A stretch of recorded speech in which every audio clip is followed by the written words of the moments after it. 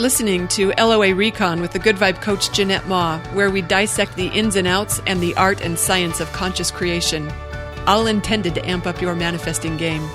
Let's have some fun together.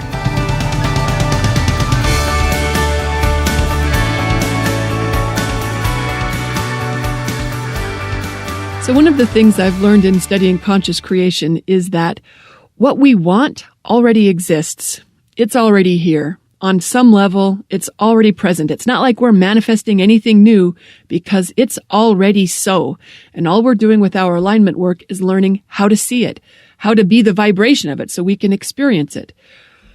And a lot of times that's a game of perspective. It's a matter of learning how to look at things in a way that allows you to see what's been here all along. I was reminded of this recently in a conversation with a loved one. It's a really good friend, known him for a number of years. And I was telling him about how excited I was about the lineup of courses at Good Vibe University for 2020, one of which is a money manifesting course. I was telling him about it. It's inspired by my own desire to manifest money in this way in the new year, which is easier.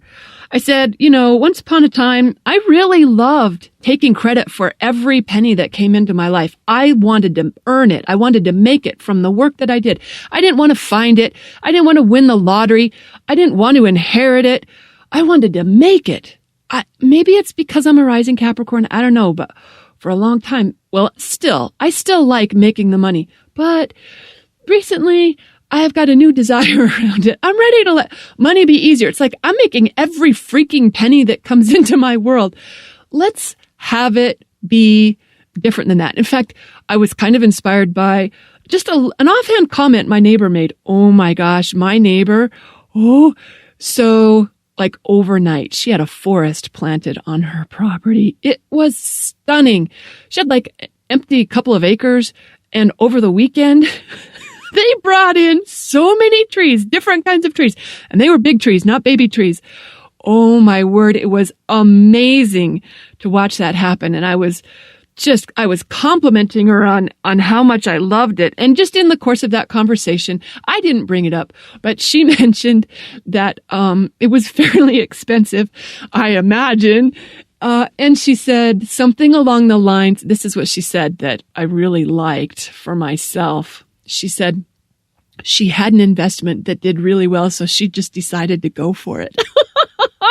An investment that did really well. Okay, I never had one of those.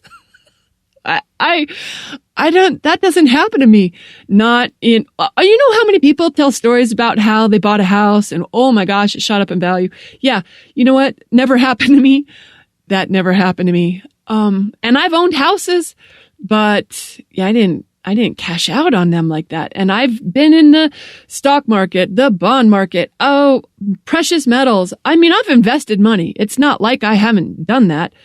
But I don't have one of those stories where I could decide to treat myself to a overnight forest on the property. Maybe that's not true. That doesn't feel very true as I say that. But my point being, when she said that, I was like, dang, that's what are you investing in? I didn't ask her that. But over time, I've started to get on board with the idea of money being easier. Like I didn't have to earn it. It came to me I did nothing and it came to me just because I decided so. Oh, I like that idea a lot. So I was telling him about how I'm all lit up about this course that I'm going to lead at GVU on manifesting money like that. And, he stopped me. He said, wait a minute. He called bullshit on my story that I've earned every penny. He knows me well enough to know. In fact, he's the one who created my first ebook for me, Pray Rain Journal. So he knows enough about my life to say, that doesn't sound true that you've earned every penny. Cause he's like, passive income. He's like, well, it depends on how you define passive, and he starts listing off things in my life that are forms of money that I didn't technically really earn. Maybe you did a little bit of work once upon a time, or maybe a lot, but after that, the money just keeps rolling in. You don't have to do anything. Like with the ebooks. Okay, yes, that's true.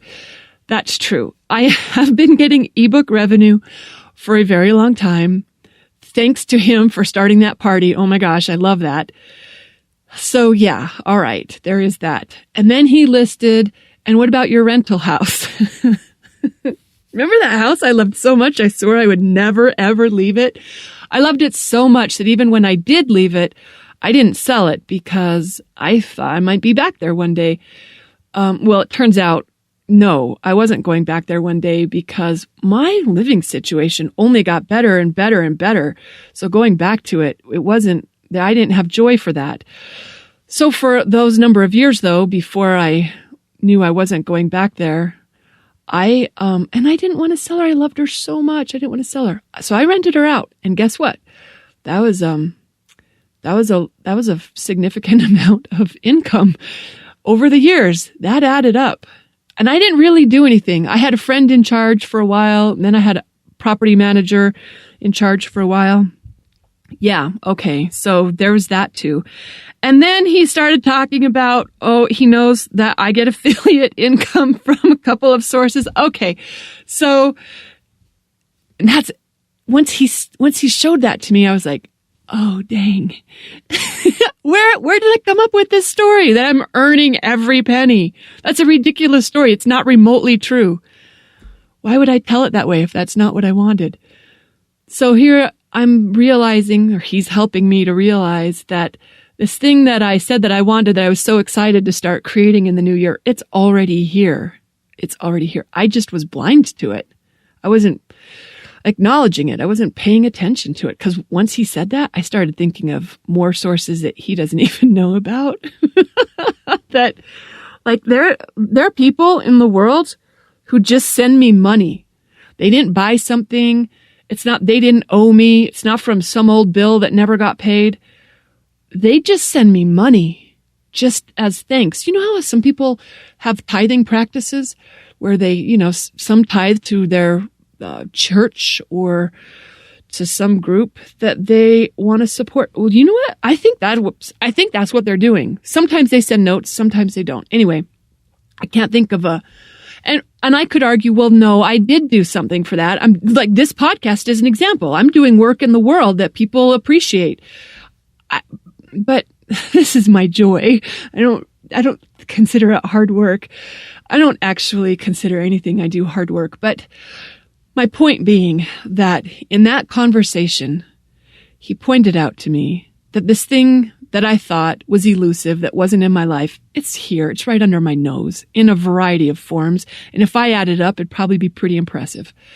So it got me to thinking about how many other things are already here. And I'm just telling a story, or I've got a perspective on it that's different than the way I want it. And could it be as easy as what he did for me, is pointing out how, well, yeah, it's already here in this form and that form.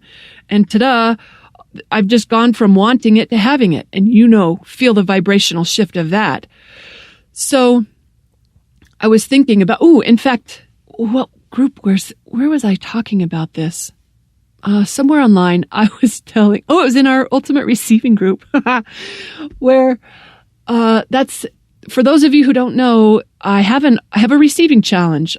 It's online. Actually, you can join it on Facebook. If you go to goodvibereceiving.com, you can sign up for it. I'll email you videos. It's basically designed to help us become better receivers. Okay, anyway, in that Facebook group, I was telling the story of, I think that's where it was. Anyway, I didn't appreciate this thing about how, that's right. It had to do with, I don't like to have people come over. Okay, people, I'm thinking of my parents in particular, my mother specifically, if I haven't had a chance to clean. And here's why. And it's not like I got a lot of Virgo in me, and I lived with a triple Virgo. I'm a very clean person. And yet, if company's coming, especially if it's my mom, I need to clean up first. And I was telling the story about how Mom said, we're family. You don't have to clean for us. And they came over and hung out for a little while and left. And shortly after, Mom texted me and offered to hire a cleaning crew. Mom texted and offered hire a cleaning crew. And also, she said something about the weeds in the garden. Like, maybe I should get some local kids to come over and weed for me. I'm like, oh my gosh, I've been weeding. Okay, I was insulted. And I was saying, this is why no, Mom's not coming over again unless I've had a chance to clean. Like, I got fooled once. I'm not getting fooled twice. On the whole, we're family. You don't have to clean for us. Oh, yeah, I do. Okay, that was my version of the story. But there was more than one person who heard that story, and they were like, you manifested an offer for someone to come over and clean your house. Why wouldn't you say yes to that? Like, they saw it as a beautiful thing, and I saw it as a big insult. Well, everyone's like, yeah, tell her yes. Have them come to my place if you don't want them, Jeanette. Yeah. That's not how I took it. But they're right. They are right. And I'm right too. It's all a matter of perspective. Which one feels better? Sometimes I'm in conversation with a client who is manifesting something along the lines of business success is a common one, where they'll be talking to me about how they've worked so hard, tried so much, nothing's worked, this, that, and the other. So that's where they're finally on my doorstep to learn how to manifest something good happening in their business because nothing ever has. Nothing's gone right. They have no success to speak of whatsoever. And I'm like, wait a minute. First of all, I've seen your website. Second, didn't we book this time today because you had clients earlier in the morning, so you couldn't meet until now? Like, did I imagine that, or did you have clients today? And they'll be like, well, okay, well, yeah, I did, but I'm like, well, your story's blown apart. Your story that you haven't had any success in your business. And I don't hardly even know anything about you, but I know you got a website presence and I know you've got clients. And they'll be so dismissive of, like, well, yeah, but that's just the same client I've had for 4 years, or yeah, but that's my sister-in-law, she doesn't count, or yeah, but that's a discounted client. I mean, they'll just dismiss it the same way I was dismissing all that money that I really didn't do anything that keeps rolling in. Oh, we're so funny how we do this. Oy. So I started playing with this with other things, other areas of my life, the things that I thought I wanted that weren't here yet. I started practicing looking at it through Jeff's eyes. He's the one who started listing off all my passive income sources to me. And I just like, he's got magic eyes on me. Let me see. What else can he see that I'm not seeing? And, you know what? You know how this works. We get what we look for. That's the power of our focus. The literal looking for it is what reveals it. Remember, it's all already here. What we get, whatever we look for. In fact, I read a Seth Godin quote. I wonder if I could find it really quick. Seth Godin. All right, I was going to call him a muggle, but that's probably not appropriate because listen to this. My computer is being fast. Okay, this is good. How cool is this? Okay, so this is dated, December 21st. It's called Nothing is One Thing. He's writing about how we answer the question, how was your day? He says a lot of us are tempted to answer with one word, just say fine. But he said the truth is our days are a wide variety of experiences and feelings. So he writes, the real question is, which part are you focusing on? If you're focusing on the part of your day that was fine, then you're ignoring the parts that were a miracle or disappointing or thrilling. We get what we pay attention to. Our narration determines what we experience and what we remember. And he finishes, if your narration isn't helping you, perhaps it pays to focus on something else. He's so right, because it's so true. In every day, we could find the parts that are fine. We could find the parts that are miraculous. We could find the parts that are disappointing. It's all there waiting for us to see it. And when we're choosing consciously, that's what conscious creators do. We get more deliberate about what we're looking for and what we're seeing, which is what I loved about what my friend Jeff did for me, how he helped me see that what I wanted that I thought was so elusive, I got to lead a new course on it in order to manifest it in my life like it isn't already here. It's already here, and it's here. And if I added that up, it's probably pretty significant. So that's That's the opportunity for us, isn't it? It's to start looking around for the things that are already so, the things that we might not have, from the angle we were looking at, we might not have seen it, but that didn't mean it wasn't here. You know what I like to do when someone's manifesting winning the lottery or something? The traditional approach, and this is I don't mean to be dismissive of it, it can be very effective, is to imagine, how will your life be different? Like, imagine, what will it be like? What will you spend the money on? Yada this, yada the other. You know what I like to do? Ask yourself, how is your life already like you won the lottery? Because some things aren't going to change. And if we can look at the overlap we already have, like how our life is already reflective of being a lottery winner, we'll see there are things like maybe your name will stay the same. Maybe you like your spouse well enough to keep them. Maybe it's your haircut. Or for me, my pens, I have my favorite pens. Those pens are not changing. Doesn't matter how much money I have. I love these pens.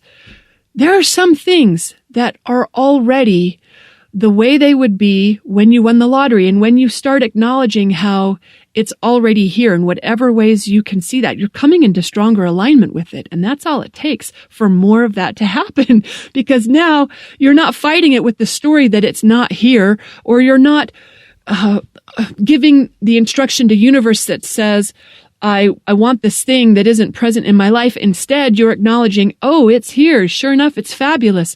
And that alignment is what allows more of that to unfold. So, all right, that's what I wanted to share in this episode. I hope you got some inspiration from it. Really just trying to say that you're already living a dream come true. You already won the lottery. You already have the freedom and the love and the success. And when you start looking for it, just like Seth says, we get what we look for. We get what we pay attention to. That's what he says. Our narration determines what we experience and what we remember. Oh, it's worth getting pickier about how we're focusing, isn't it? So here's to finding the perspectives that allow us to see more of what we want. Thanks for listening. I hope you're as delighted with this thought as I am. All right. See you on the next episode, everyone. Goodbye.